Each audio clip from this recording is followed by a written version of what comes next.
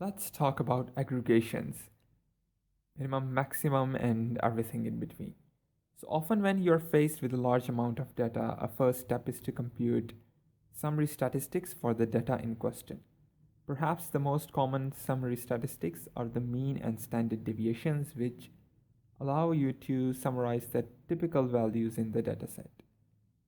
But other aggregates are also useful as well, like the sum, product, median, minimum, maximum, quartiles, etc. So NumPy has fast built-in aggregation functions for working on arrays. We will discuss and demonstrate some of them here, starting off with the summing the values in an array. So as a quick example, consider computing the sum of all values in an array. Python itself can do this using the built-in sum function. Import NumPy as np l is equals to np dot random dot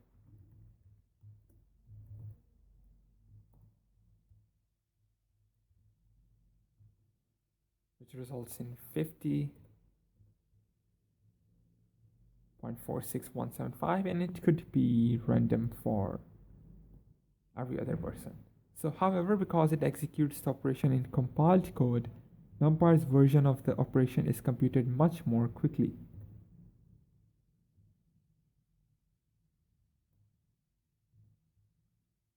Starting off with the big array.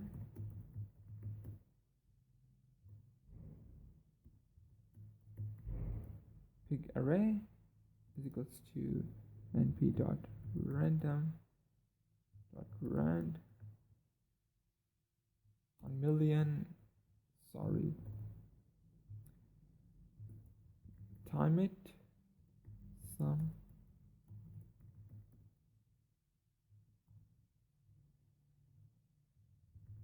time it np dot sum big. Now this will take some time, so be careful though. The sum function and the np.sum function are not identical, which can sometimes lead to confusion. In particular, their optional arguments have different meanings, and np.sum is aware of multiple array dimensions, as we will see in later lectures. So we got the result 131 meter per second plus minus 8.95 meter per second per loop, and 1.3 for ms plus minus 38.8 microsecond per loop. So now let's talk about minimum and maximum.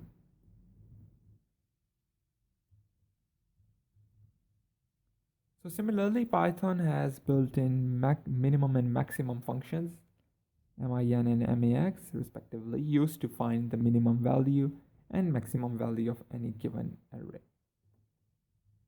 Something about with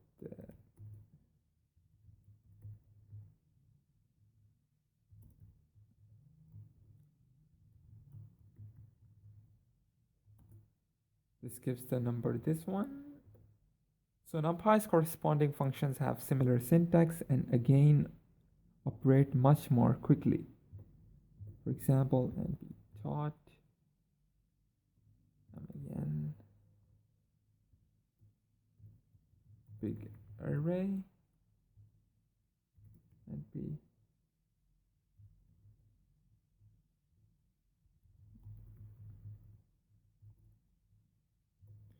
we got the result here. So now another code, percentage time it min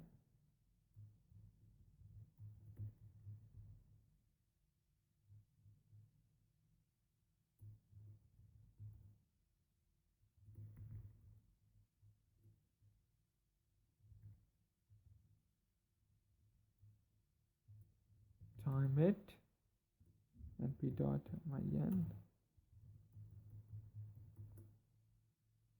Now this will take some time again.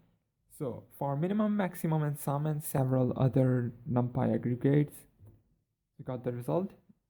A shorter syntax is to use methods of the array object itself. You can see here the result. yourself. Now print.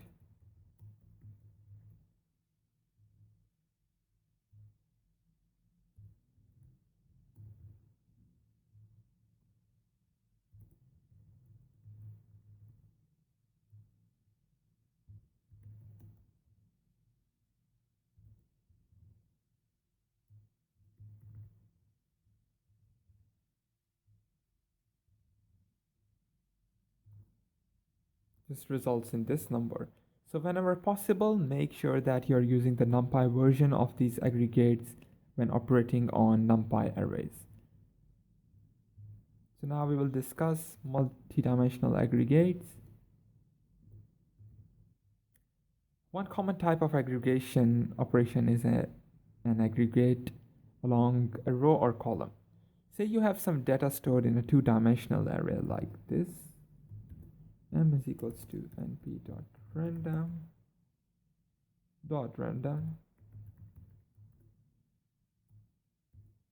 3 print. This results in this numbers. So by default, each NumPy aggregation function will return the aggregate over the entire array like this.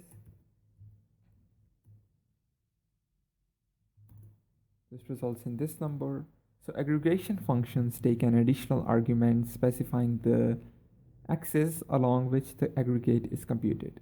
For example, we can find the minimum value within each column by specifying axis is equals to 0.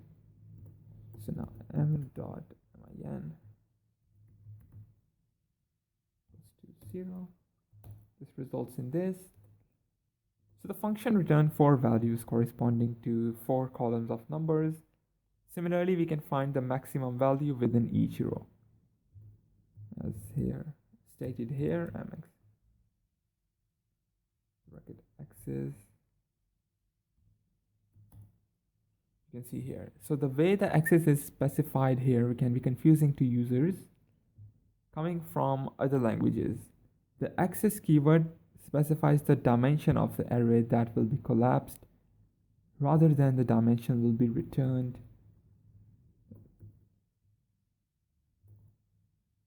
So specifying axis is equals to 0 means that first axis will be collapsed. For two-dimensional arrays, this means that values within each column will be aggregated. So let's discuss and let me show you a table of other aggregation functions. Okay, so the NumPy provides many other aggregation functions, but we won't discuss them in detail here.